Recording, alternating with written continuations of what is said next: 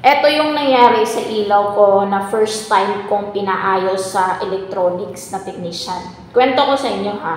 Ang nangyari kasi talaga dito, nung sinaksak ko to sa isang saksakan, sa isang plug niya, pumutok siya.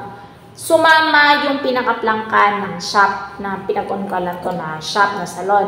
Ngayon, nagkaroon siya ng blackout, like as in nag-brand out.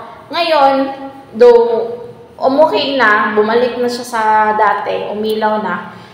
Nagka-problema ako kasi baka naapektuhan yung ilaw ko. Gawa nga ng pumutok siya sa loob. So, pina-check ko sa technician, buti na lang hindi siya nagkaroon ng any diferensya sa loob. Like, etong square na ano na to, hindi siya nagkaroon ng problema kasi ang nakita nilang problema is dun lang sa adapter niya, kaya ako binilhan.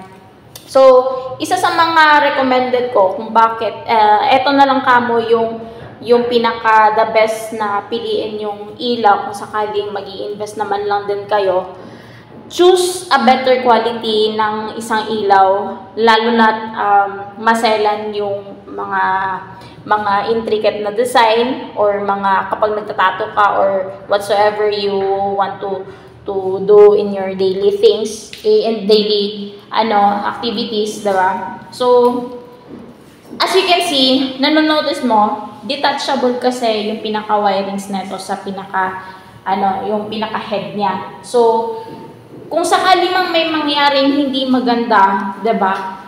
Mailapit lang natin siya sa mga technician na para nang sa ganun ayusin lang. So, hindi ka problema kung gagastos ka pababa ng panibagong ilaw or what, diba? Kasi detachable lang siya. Unlike siya sa mga ganitong klase ng ilaw na naka-attach directly sa mismong stand, tsaka iilaw na, like, diba?